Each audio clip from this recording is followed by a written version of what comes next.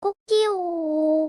구독, 좋아요, 알림 설정까지 모두 부탁드려요. 안녕하세요. 치킨스탁TV입니다. 이번 영상에서는 알루미늄 캔과 관련된 이것저것 투자 연계될 수가 있는지 제가 브레인스토밍 해본 거를 이야기하겠습니다. 브레인스토밍이니까 가볍게 가시죠.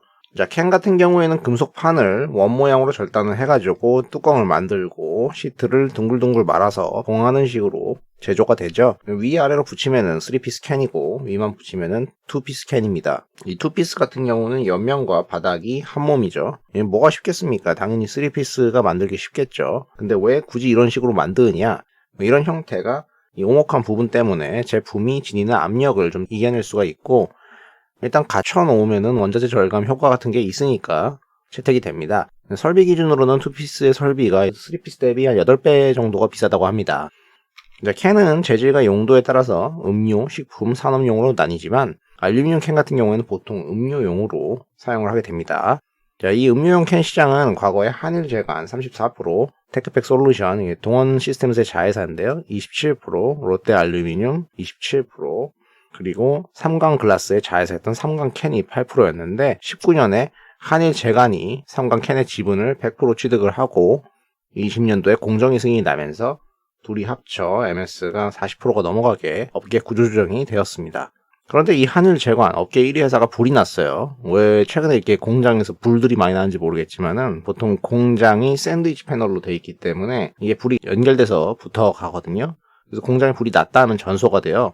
다 100% 날아간다는 거죠. 어쨌든 전소가 됐고 캔을 뽑아낼 수가 없게 되었다. 이 한일제관이 매출액이 3,500억 정도에 영업이익은 180억 정도 되는 큰 회사인데요. 이 매출이 날아가게 되는 거죠. 그럼 과거 10년간 이 회사가 투자했던 캐펙스 금액을 보면은 대략적으로 한 1,000억 정도 되는데, 동사가 가진 현금을 사용한다면은 재투자를 못하는 건 아니겠지만은 시간이 걸리겠죠. 그러다 보니까 자연스럽게 캔 음료 시장에 이게 영향을 줄 거라고 생각이 되었습니다.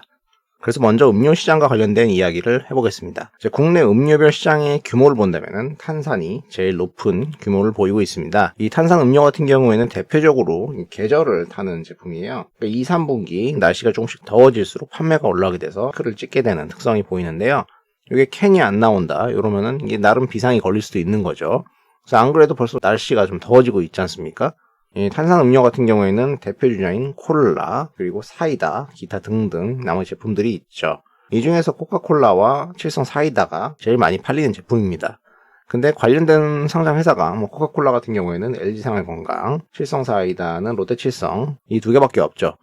그나마도 순수 음료 회사는 롯데칠성입니다. 그래서 롯데칠성 이야기를 풀어가야 됩니다. 자, 롯데가 펩시콜라도 팔지만은 이쪽이 코카 쪽에 좀 밀리는 상황이고, 아무래도 대표 음료라고 하면은 칠성 사이다, 사이다의 강자였는데 요새 사이다 쪽도 예전 같지는 않거든요.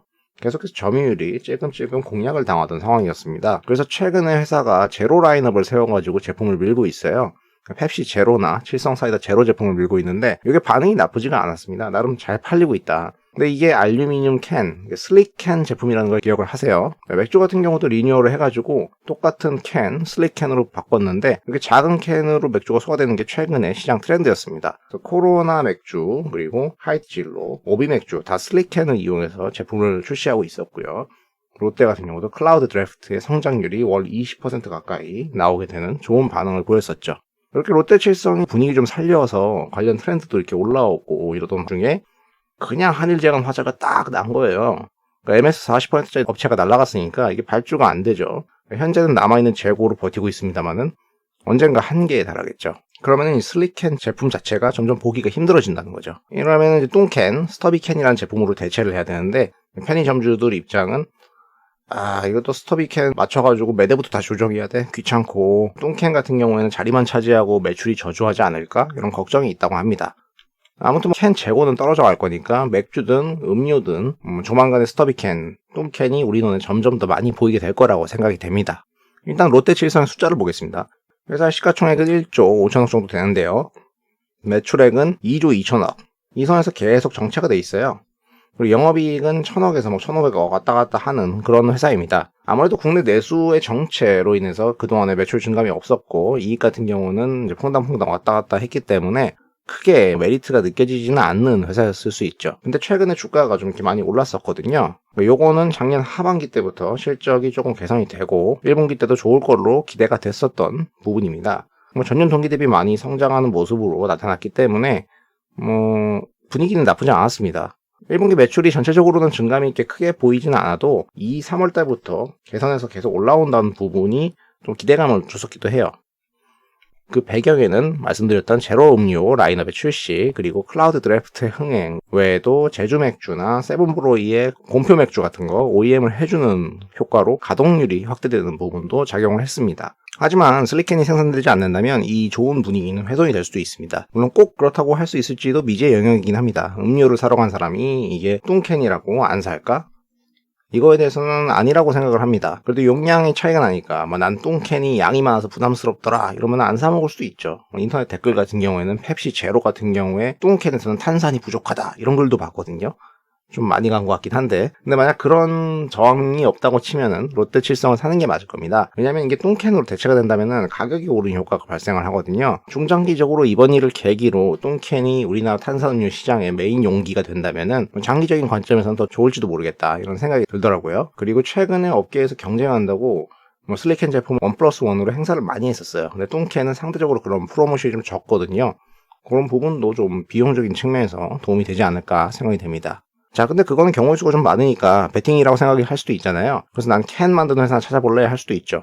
그쪽도 한번 보자면은 동원 시스템스가 그 대상이 될 수 있을 것 같아요. 매출액이 연간 1조 정도 나오고 영업이익은 700억에서 900억 정도 왔다 갔다 했던 회사인데 각종 종류의 다양한 포장을 하죠.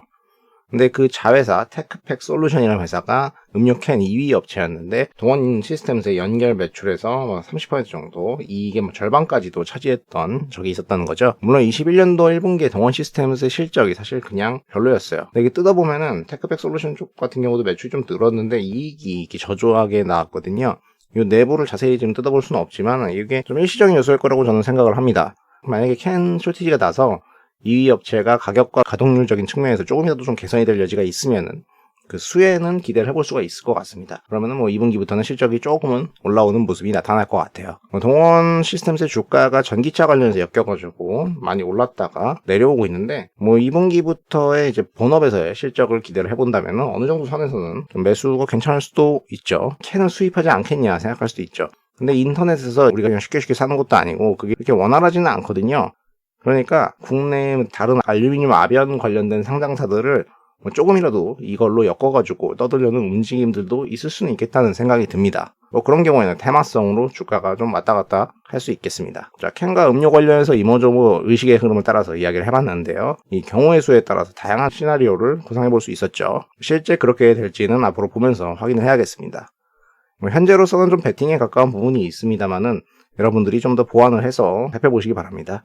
영상이 도움되셨다면 구독과 좋아요를 부탁드립니다. 시청해주셔서 감사합니다.